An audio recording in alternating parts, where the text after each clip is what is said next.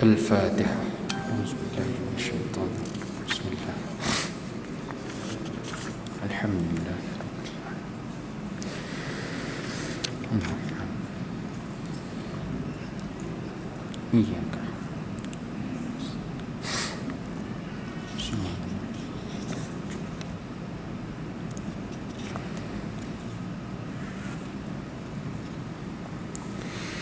أعوذ بالله من الشيطان الرجيم. بسم الله الرحمن الرحيم.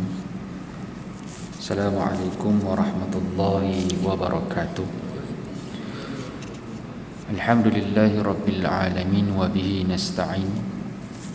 أشهد أن لا إله إلا الله وحده لا شريك له، وأشهد أن سيدنا محمدا عبده ورسوله.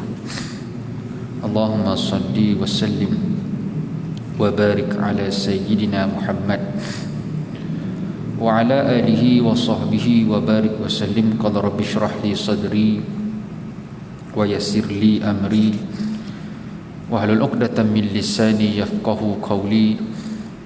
Amma ba'd.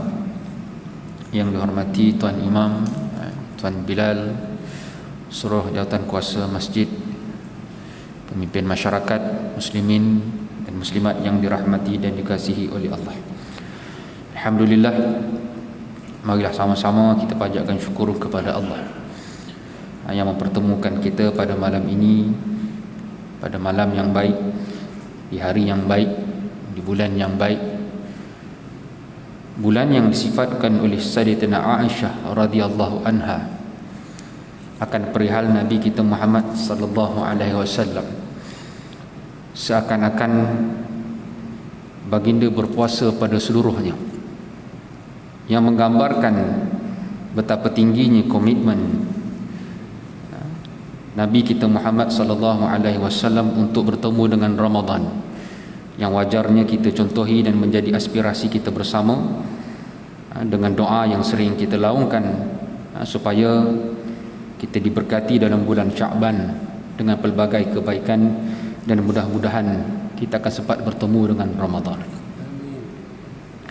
InsyaAllah kita sambung perkongsian kita dalam kitab Iman dan Kehidupan. Ada dua versi cetakan dalam terjemahan alih bahasa ke dalam bahasa Melayu. Yang pertama cetakan daripada Pustaka Fajar dengan tajuk Iman dan Kehidupan sebagaimana tajuk asal, ataupun terbitan Jakim dengan tajuk Kemanisan Iman. Ini cetakan Jakim.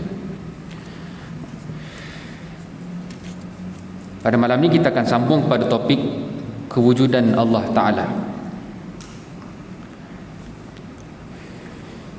Terdapat banyak dalil dan bukti yang menunjukkan bahawa di sebalik kewujudan alam semesta ada suatu kuasa tertinggi yang mentadbir, yang mengurus dan mengelolakannya.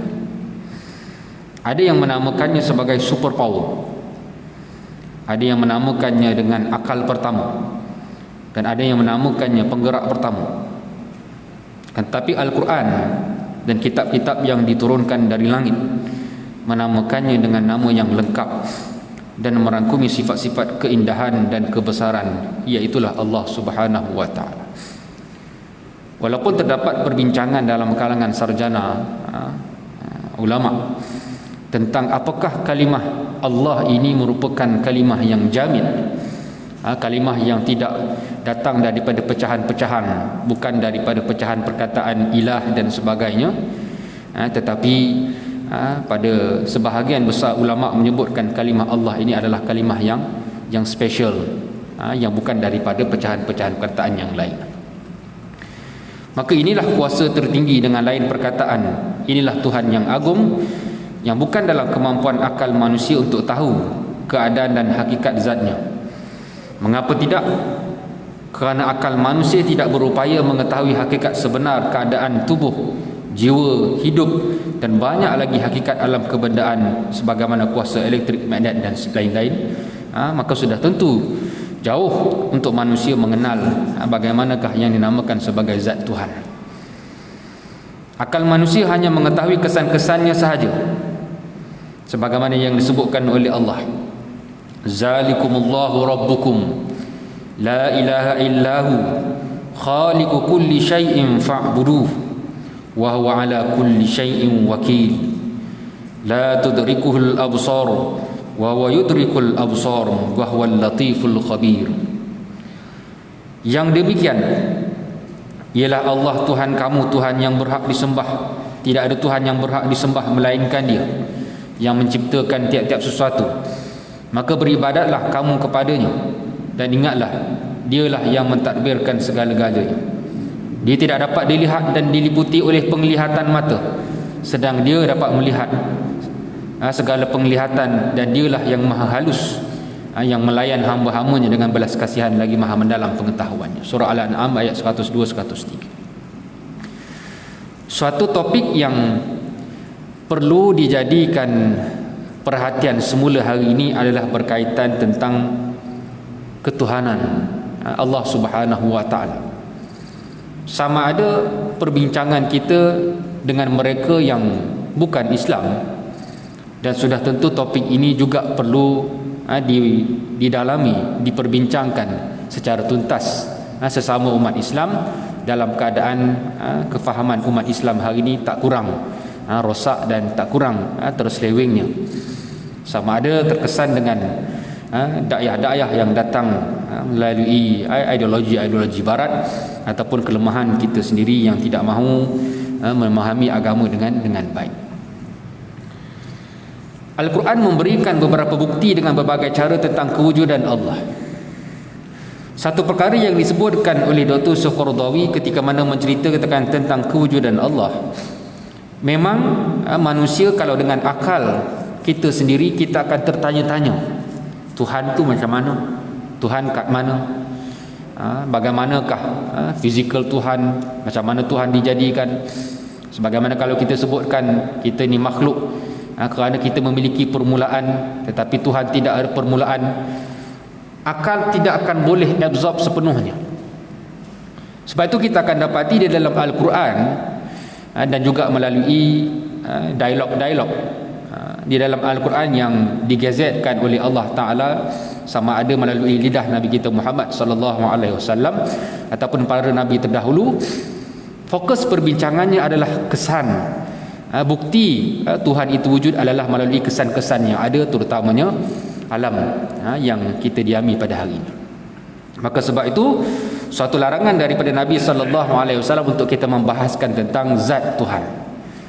Larangan ini bukan bermaksud Al-Quran cuba menyekat kemampuan akal, tetapi Allah Subhanahu wa taala mengetahui sebagai pencipta manusia ini, kalaulah tidak disekat akan batasan ini, tidak diletakkan suatu garis panduan, maka manusia akan menjadi kumpulan yang rosak. Manusia akan rosak. Dan sebab itu kita akan dapati setara Allah Ta'ala tentukan pedoman pun, betapa ramai manusia yang rosak kerana cuba melanggar batasan ini. Maka tidak peliklah apabila Allah Ta'ala menyebutkan wa kanal insanu aktsara syai'in jadala, dan berapa banyak daripada kalangan manusia ini mereka suka berjidal, mereka suka membantah akan keputusan-keputusan, dalil-dalil dan hujah-hujah yang telah dikemukakan oleh Allah kepada yang telah dikemukakan oleh Nabi kepada umatnya. Sebab itu apabila menceritakan tentang kewujudan Tuhan, maka didatangkan beberapa panduan yang disebutkan sebagai bukti dengan berbagai cara kewujudan Allah. Yang pertama, ia menarik perhatian akal dan ingatan kita kepada tanda-tanda yang terdapat dalam dunia, yang mengatakan bahawa di sebaliknya ada tukang yang pakar dan mahir. Dan ia merupakan logik yang mudah pada akal yang berpegang dengan konsep sababiyah ataupun illah, iaitu satu pegangan yang biasa tanpa memerlukan keterangan dan dalil.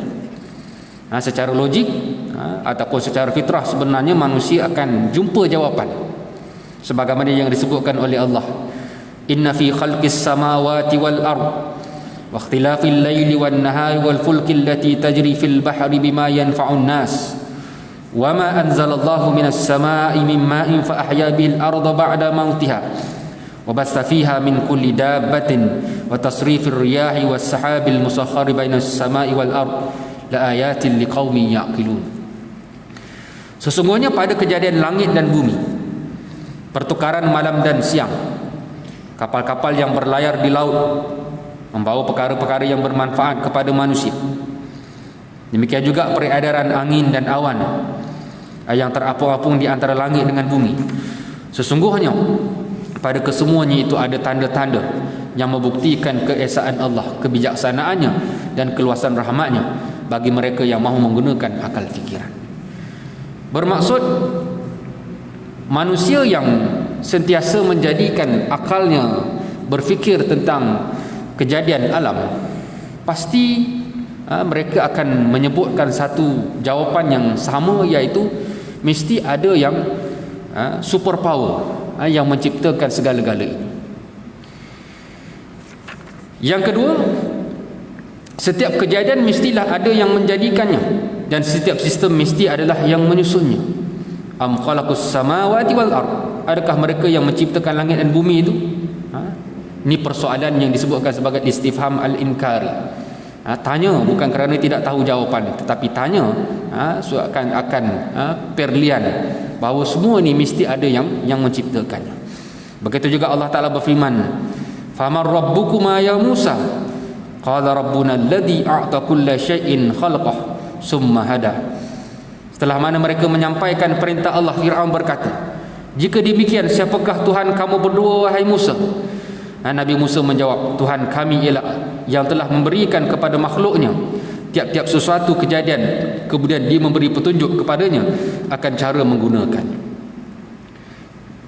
Dr. Yusuf Qaradawi mengajak untuk kita memperhatikan ketika mana Nabi Musa alaihissalam berdakwah kepada Fir'aun. Di antara perkara yang ditanyakan oleh Fir'aun kepada Nabi Musa, Tuhan itu macam mana? Maka jawapan Nabi Musa adalah sebagaimana jawapan Nabi Ibrahim, sebagaimana jawapan Nabi kita Muhammad sallallahu alaihi wasallam. Bukannya meminta supaya Allah Taala muncul depan mata. Kerana Bani Israel apabila mereka mula terpesong pemikirannya, di antara benda yang mereka minta kepada Nabi Musa adalah munculkan Tuhan depan mata. Maka suatu perkara yang difahami secara mukjizatnya, bahawa mustahil untuk Allah Ta'ala itu dijelmakan di hadapan kita. Kerana apa? Kita diajarkan Allah Subhanahu Wa Ta'ala itu suatu kejadian yang tidak sama dengan kita. Maka nak memunculkan Tuhan depan mata, maka diajarkan oleh Nabi SAW bahawa bukanlah semestinya apa yang mesti dilihat depan mata itu maka bukti dia wujud. Bahkan di dunia ini banyak benda yang kita tak boleh tengok depan mata dan kita tidak menafikan pun akan kewujudannya. Sebagai contoh, orang musyrikin Mekah apabila mereka diprovok oleh orang Yahudi, mereka membawa kepada Nabi seketul tulang, tulang-tulang binatang yang telah dihancur-hancurkan. Maka mereka minta supaya kalau betul Tuhan itu berkuasa, hidupkanlah tulang-tulang yang telah hancur ni. Maka Nabi menjawab dengan jawapan yang kita kata menyuruh mereka berfikir secara dengan lebih logik lagi. Kita ni daripada tak ada tiba-tiba boleh ada, takkanlah benda yang telah ada mustahil untuk Allah Ta'ala tiadakan dan mengadakannya kembali. Suruh fikir. Tak ada kerja lah Nabi kata nak bawa Tuhan, nak buktikan sebagaimana kita mengatakan benda yang tak nampak ni maka dia tidak wujud.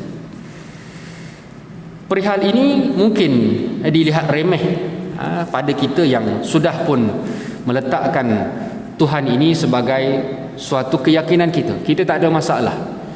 Bermaksud kalau orang tanya kepada kita tentang Tuhan, insya-Allah kita boleh jawab dengan baik. Tetapi bagaimana dengan sebahagian besar daripada umat Islam yang mula terkesan dengan aliran atheism, yang tak silap saya pada tahun 2017 ada satu kelab yang dibuat di Kuala Lumpur, Kelab Atheist Republic Kuala Lumpur, tak silap saya, pada tahun 2017. Dan keanggotaannya adalah sebahagian besarnya orang Islam kita. Dan saya masih lagi menanti perangkaan. Ada kawan-kawan yang memberikan maklumat, hari ini orang Melayu kita cenderung untuk mengikut fahaman etis berbanding daripada Kristian. Yang Kristian lah, yang etis semakin mendapat perhatian anak-anak muda pada hari ini. Dan lubuknya adalah di Twitter. Suatu keadaan yang menyebabkan kita tidak boleh semata-mata berpuas hati berpada dengan jawapan-jawapan skema-skema lama. Tuhan kita Allah kan yang menjadikan alam. Jadi itu adalah jawapan yang memuaskan hati kita, tak ada masalah. Tapi bagaimana kalaulah lontaran-lontaran soalan-soalan yang lebih kritikal yang datang daripada mereka yang mula meragui akan ketuhanan, akan agama Islam, walhal sebahagian besar daripada mereka ini lahir dalam ajaran Islam, lahir dalam kalangan keluarga Islam. Maka sebab itu topik-topik ketuhanan ini yang ada dalam kitab ini kita fahami dengan baik, tetapi dalam masa yang sama realiti yang berlaku depan mata kita ini tidak boleh kita abaikan sahaja. Mengapa dilihat dengan kecanggihan teknologi yang memudahkan untuk kita akses maklumat dengan begitu mudah, sepatutnya makin mudahlah orang faham Islam, kan? Kerana nak cari maklumat ni senang je. Tetapi kita akan dapati dengan kecanggihan maklumat dilihat orang semakin menjauhkan diri daripada Islam. Apa susah sangat ke nak cari maklumat pasal Islam kat Google ni? Rasa macam senang je. Tetapi mengapa orang etis ni tak jumpa maklumat pasal Islam, pasal Tuhan yang sebenar? Dan mereka akan cenderung untuk mendapatkan maklumat kepada yang melawan Tuhan. Saya ada menonton satu dokumentari yang ada di Netflix. Tuan-tuan mungkin boleh tengok kot, siapa yang ada akaun Netflix. Saya tak pastilah kalau boleh tengok dekat tempat lain. Tajuk dia Social Dilemma. The Social Dilemma. Saya kira dokumentari yang agak baik untuk kita garapkan kembali tentang apa yang sedang berlaku hari ini dan masa mendatang yang ada kaitan dengan kesan daripada penggunaan media sosial yang sukar untuk dibendung pada hari ini. Social Dilemma ini dia merupakan dokumentari temu ramah mereka-mereka yang pernah menjadi orang-orang besar di syarikat-syarikat gergasi media sosial seumpama Facebook. Maka dia temu ramahlah bekas CEO dia yang awal-awal dulu, mereka yang berada di bahagian IT, bahkan mereka yang terlibat dalam mencipta benda-benda yang ada dalam Facebook tu, button like. Dia temu ramah. Kenapa buat button like? Apa fungsi button like masa mula-mula buat tu? Jadi apakah hari ni button like itu tercapai tujuan-tujuan dia? Dan hari ni dah ada macam-macam button lagi kan. Kemudian baru ada button share dan sebagainya. Jadi mereka dedahkan dalam dokumentari itu akan bahaya media sosial yang disampaikan oleh mereka yang mencipta media sosial itu. Dia tak temu ramah Mark Zuckerberg kerana dia tahu ini orang yang berada di depan, tapi ni yang berada di belakang ni yang buat kerja tu.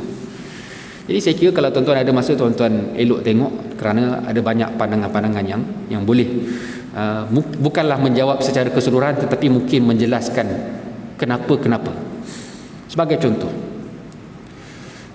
disebutkan bagaimana media sosial ini berperanan untuk memulakan sesuatu revolusi, dan bagaimana media sosial ini boleh menjadi tapak yang sangat-sangat ampuh untuk merosakkan masyarakat. Orang yang berpendirian A dengan kumpulan yang berpendirian B, sepatutnya dengan adanya media sosial kita boleh saring maklumat yang akhirnya kita akan boleh cari satu pandangan yang sama. Contoh mudahlah, golongan vaksin dengan golongan anti vaksin. Diceritakan dalam tu, dia kata kenapa orang yang percaya kepada vaksin percaya gila-gila, dan kenapa adanya kumpulan yang anti vaksin yang memang tolak gila-gila, sedangkan kita semua buka Facebook yang sama, kita semua Google yang sama. Tapi kenapa tak boleh cari maklumat yang seimbang, yang menyebabkan kalau kita nak terima tu, kita terima biasa-biasa je, dan kalau kita nak tolak pun kita akan tolak biasa-biasa je. Maksudnya nak ambil kalau tak nak ambil pun tak menafikan akan ada kebaikannya. Ini kalau tolak tu betul, dan kalau terima tu kira memang berjuang bersungguh-sungguh menerima. Dia kata apa? Media sosial ini bukannya tempat untuk kita tahu betul atau salah. Kerana kami ini, kerja kami adalah membekalkan maklumat mengikut kecenderungan orang yang sedang melayari internet. Persoalannya, macam mana dia orang tahu kecenderungan kita? Inilah namanya big data, dan inilah namanya AI, teknologi AI, artificial intelligence, yang dia boleh analisis data yang kita berikan kepada dia, dan bagaimana kita melayari internet itu. Semakin hari dia akan dapat banyak data dan dia akan tahu kecenderungan kita. Akhirnya dia akan supply maklumat-maklumat yang sesuai dengan kecenderungan kita. Dan bukan kerja media sosial nak supply maklumat tentang kebenaran. Kata salah seorang daripada mereka, saya tak ingat nama dia, kebenaran ini membosankan. Lebih baik kita sampaikan maklumat-maklumat yang disebutkan sebagai maklumat palsu. Kerana apa? Dengan maklumat palsu inilah kita boleh menjana duit dengan banyak. Kebenaran ini membosankan dan tak boleh nak buat duit. Sebab tu dia kata apa? Kalaulah berita tersebar di Twitter, berita palsu yang tersebar di Twitter itu tersebar 6 kali ganda lebih cepat daripada biasa. Menyebabkan lagilah mereka boleh dapat duit dengan sebanyak-banyak. Dalam kepala kita main Facebook sebab apa? Nak sembang dengan kawan-kawan kan. Tapi tidak bagi mereka yang menjadi player sebenar di sebalik tabir. Sebab tu dia kata apa? Orang yang memang cenderung kepada vaksin, maka dia akan supply semua maklumat pasal vaksin. Vaksin bagus, vaksin baik, vaksin elok, semua pasal vaksin. Jadi menyebabkan dia menjadi satu kepercayaan yang tertanam, vaksin ini memang bagus. Dan apabila orang tolak vaksin, dia akan kata apa?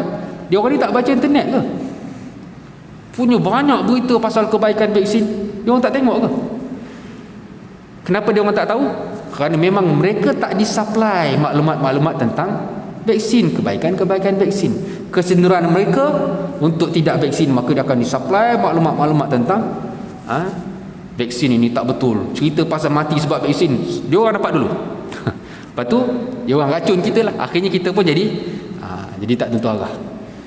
Jadi sebab itu dengan lambakan maklumat ini, kedua-dua kumpulan ini tidak mungkin akan bersatu sampai bila-bila. Sebab apa kata mereka? Kerja kami adalah supply maklumat. Lagi jarak, lagi bagus, lagi bergaduh, lagi untung kami. Itu baru satu isu. Dalam isu mazhab, lagilah. Kita pun terang-terang depan mata kan. Dan banyak lagi lah isu yang sehingga melibatkan kepada peperangan. Salah seorang daripada mereka menyebutkan, kalaulah berterusan keadaan sebegini, apa yang akan berlaku? Kata mereka, civil war lah, perang saudara. Akan berlaku perang saudara. Dan tak pelik pun, dia telah berlaku pun. Maka ini suatu keadaan yang sepatutnya kita risau apabila kita masukkan elemen keagamaan, terutamanya ketuhanan. Macam mana budak-budak muda yang hidup mereka 24 jam dengan gadget? Kita boleh cek lah, gadget kita sebenarnya sehari berapa jam kita layari internet. Semua handset hari ni canggih, kita boleh cek. Buka WhatsApp berapa jam, buka Facebook berapa jam, buka Twitter berapa jam, kita boleh tengok. Maka kita kalikan dengan kehidupan kita, berbaloi tak kita habiskan masa di gadget dengan begitu lama dengan kehidupan kita di luar ni yang jauh lebih banyak. Maka sebab itu anak-anak muda terutamanya yang disebutkan umur 13 dah ada gadget, macam mana mereka nak menentukan kebenaran, macam mana mereka nak cari kebenaran, kerana mereka memang sangat-sangat terdedah dengan gadget. Dalam keadaan dalam kepala mereka tidak ada satu pengetahuan yang tepat, yang tetap tentang ketuhanan, tentang agama. Mereka tak didedahkan lagi. Dan kalau didedahkan pun, mak ayah cakap dengan kawan-kawan, cakap dengan gadget, maklumat mana yang mereka akan terima? Kita dah tahu jawapan dah. Mereka akan cenderung untuk menerima maklumat-maklumat di media sosial berbanding cakap ibu dan ayahnya. Jadi macam mana kita nak ajarkan mereka tentang ketuhanan dengan betul? Macam mana cikgu-cikgu, ustaz-ustaz di sekolah nak mengajarkan Tuhan itu sekian, agama itu sekian, dan macam-macam lagi elemen-elemen keagamaan. Sebab itu tak pelik dengan kelonggaran daya fikir ini dan keluasan maklumat tidak menjadikan mereka orang yang semakin kuat berpegang dengan agama. Ini perkara yang kita tidak boleh abaikan dan kita kena sentiasa risau. Dia buat satu sketsa ketika mana seorang ibu yang dah pening tengok anak dia duk main dengan gadget je. Dia ada 3 orang anak, semua dengan gadget je. Suami pun dengan gadget. Waktu bila yang paling best main handset? Waktu makan tak? Waktu makan Jom makan, ayah tengok cerita politik, apa cerita ni kan, Pau tengah berlangsung ni kan, tengok kan. Dah habis belum? Tak habis kan. Politik luar negara pula, Ukraine dengan Rusia. Hari ni Presiden Israel isytiharkan bersedia menerima 10,000 pelarian Yahudi yang berada di Ukraine. Menurut satu data, hampir 200,000, bahkan ada yang kata sampai 500,000 penduduk Ukraine adalah Yahudi. Jadi bayangkan kalaulah 10,000 diterima pada peringkat awal masuk ke Palestin, apa jadi dengan Palestin? Macam mana nasib umat Islam di Palestin? Maka ini ayah punya bahagian. Tengok cerita politik kan. Mak pula tengok cerita masak-masak dia lah, membawang drama Korea. Anak pula main game. Jadi seronok ke makan satu meja macam ni? Jadi kalau tak seronok, jangan biarkan dia berterusan. Maka dalam sketsa yang dibuat, mak ni pening tengok, dia buat apa? Dia nampak iklan ada satu box yang boleh set timer. Maka mak dia pun beli. Jadi makan malam nanti, okey, semua letakkan gadget masing-masing dalam box ini. Lepas sejam baru kita buka. Secara automatik lah, dia tak boleh set untuk buka sendiri, tak boleh. Sejam-sejam lah. Jadi anak yang dah sentiasa dengan gadget ni tak senang duduk lah. Baru seminit je bunyi handset. Mak nak ambil handset boleh tak? Tak, lepas sejam tak boleh buka pun. Kalau nak pergi ambil pun memang tak boleh buka. Dan dia pergi dapur, dia cuba buka, tak boleh. Akhirnya dia buat apa? Dia ambil tukul, dia ketuk, dia pecahkan, dan dia ambil handset, dia naik bilik. Bermaksud kita dah bagi anak kita gadget dan kita nak sekat dia secara kekerasan, tak boleh. Mereka akan bereaksi secara keras. Menurut Kaunselor Negara Dr. Puteri Hayati, ketagihan gadget, cara nak merawatnya sama sebagaimana kita nak merawat mereka yang ketagihan dadah. Sama. Bermaksud efek mereka yang hisap dadah boleh melakukan keganasan sampai beringkat kepada pembunuhan, maka orang yang ketagihan gadget pun berpotensi untuk buat benda yang sama. Maksudnya kalau kita rampas gadget dia, kita pecahkan gadget dia, dia boleh pukul kita dan dia boleh bunuh kita. Jadi sebab itu kalau kita tension, kita buat tindakan yang keras, boleh jadi mungkin mereka tak bunuh kita, mungkin mereka akan lari daripada rumah. Bermaksud mereka akan buat tindakan-tindakan yang tak munasabah. Jadi sebab itu dalam dokumentari ini saya kira bagus untuk kita fahamkan, dan bila kita nak buat tindakan itu dah ada sampel bahawa tindakan untuk merampas gadget dalam keadaan mereka dah bergantung kepadanya adalah tindakan yang sangat-sangat tak tepat dan akan menyebabkan reaksi yang keras. Jadi kita kena fikir sesuatu yang jauh lebih relevan dan sesuai. Kerana saya kira mungkin sebahagian daripada kita dah perasan dah. Pergi kedai makan ramai-ramai 2-3 kereta, tapi masing-masing dengan gadget. Budak seawal usia 2 tahun pun dah diberikan gadget. Saya kira memang ni ke yang kita nak? Memang kita nak sungguh ke mereka membesar dengan gadget? Kalau rasa bukan itu budayanya dan bukan itu ajarannya, lebih baik kita fikir daripada sekarang macam mana kita nak buat sesuatu supaya mereka tidak bergantung dengan gadget. Sepatutnya mereka bergantung dengan kita. Kalau nak tahu maklumat, tanya kita sebagai mak ayah, bukan tanya gadget. Kalau dulu YouTube tak ada YouTube for Kids yang menyebabkan kita kena pantau sentiasa, tapi ada YouTube for Kids, kita nak kena pantau lagi ke? Tak payahlah dah, biarlah dia main YouTube 24 jam kan. Jadi adakah di suatu yang baik ada YouTube for Kids ni suatu yang baik ke yang tak baik? Jadi kita fikir sendiri. Jadi kita bukan nak cerita macam mana cara nak halang, saya bukan nak ajar tuan-tuan macam mana cara, tak. Kita nak bagi tahu dia akan ada kaitan dengan tema ketuhanan, bahawa generasi-generasi yang terkemudian ini mereka sangat-sangat rapuh tentang memahami agama kerana mereka berada pada fasa agnos. Mereka tidak diberikan kefahaman yang absolut, menyebabkan kefahaman mereka adalah relatif. Benda semua betul dan salah ni macam mana nak tahu? Ikut pandangan orang ramai. Boleh jadi mereka akan buat poll, mak aku suruh solat dah, kau rasa macam mana? Tanya kawan-kawan kat Twitter. Alam kau tak payah solat pun tak apa. Ini realiti yang sedang berlaku hari ni. Semua nak buat, semua tanya.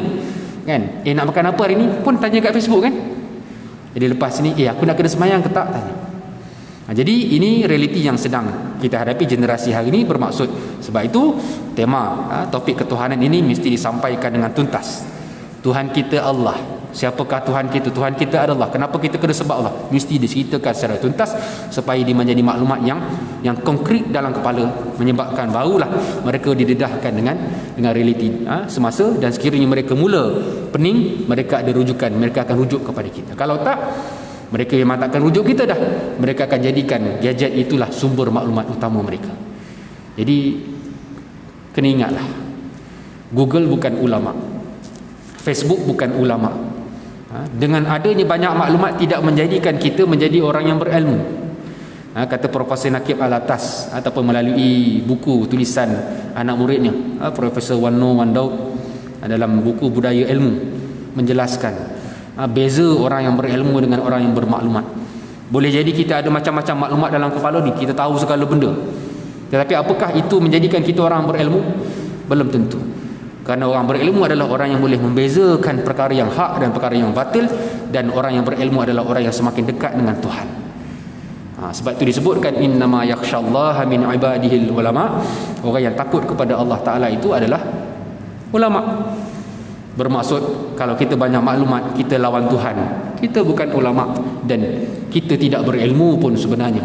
Itu hanyalah maklumat-maklumat yang menyerabutkan kepala kita, walaupun kita rasa kita tahu segala benda. Yang kedua, bukti kewujudan Tuhan ini diperolehi melalui fitrah naluri manusia. Fitrah naluri manusia yang sihat akan sedar bahawa ada pentadbir dan Tuhan yang maha kuasa dan memeliharanya.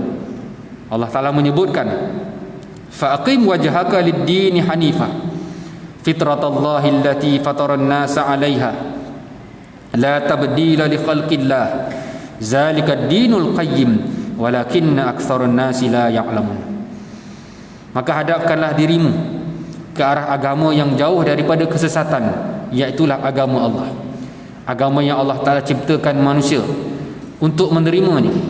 Tidaklah patut ada sebarang perubahan pada ciptaan Allah. Itulah agama yang betul lurus, tetapi kebanyakan manusia tidak mengetahui. Jika fitrah ini tidak berupaya mengenal Tuhan ketika senang, ketika mana kita mewah dan dalam keadaan leka, namun ia akan kembali sedar ketika mana susah dan kesempitan. Ia akan dengan segera cair dan terserahlah kembali bentuk asli dalam diri insan. Lalu ia kembali kepada Tuhan, berdoa dengan tunduk hina. Suatu kondisi yang disebutkan oleh Dr. Sokordawi, walaupun hari ini sebahagian daripada manusia menolak Tuhan, kumpulan etis memang mereka menafikan adanya Tuhan. Bagi mereka bumi ini tercipta dengan sendiri, alam ni jadi dengan sendiri, kita ni manusia kita urus sendiri, kalau Tuhan ada pun biar lantak dia lah, kita buat hal kita je, Tuhan sebenarnya yang perlukan kita. Tetapi ketika mana kita berada dalam keadaan kesempitan, ketika itulah bukti bahawa sebenarnya kita sangat-sangat memerlukan Tuhan. Kata Allah Ta'ala dalam surah Yunus ayat 22, wa huwallazi yusayyirukum fil barri wal bahri hatta iza kuntum fil fulki wa jarayna bihim birihin tayyibah wa farihu biha ja'at harihun 'asif wa ja'ahumul mawju min kulli makanin wa dhannu annahum uhita bihim da'u Allah mukhlishina lahuddin la in anjaytana min hazihi lanakunanna minasyakirin. Dialah yang menjalankan kamu di darat dan di laut, sehingga apabila kamu berada di dalam kapal dan kapal itu bergerak laju membawa penumpangnya dengan tiupan angin yang baik, dan mereka pun suka cita dengannya. Tiba-tiba datanglah kepadanya angin ribut yang kencang, dan mereka pula didatangi ombak menimpa dari segala penjuru, serta mereka percaya bahawa mereka diliputi oleh bahaya. Pada saat itu mereka semua berdoa kepada Allah dengan mengikhlaskan kepercayaan, sambil merayu dengan berkata, demi sesungguhnya jika Engkau ya Allah selamatkan kami dari bahaya ini, kami akan menjadi orang yang bersyukur. Bermaksud Kalau nak tahu fitrah kita ni okey ke tak, ketika mana kita berada dalam kondisi yang susah, digambarkan apabila kita berada di lautan, tiba-tiba datang ombak menghempas kita dan kondisi kita 50-50, bermaksud kalau tenggelam ni matilah. Maka ketika itu kita akan menadah tangan, Tuhan tolong aku, kalau aku selamat aku akan sembah kau. Maka kepercayaan ini, kata Dr. Sokordawi, ada pada semua orang, termasuklah mereka yang menyebutkan mereka sebagai ateis pun. Nak tahu fitrah mereka ni okey ke tak, cuba ugut mereka untuk kita campak daripada tempat yang tinggi. Pada tu, pada ketika itu, kalau kita minta supaya mereka mengaku kita Tuhan pun, sila hari bulan mereka akan mengaku bahawa kita adalah Tuhan.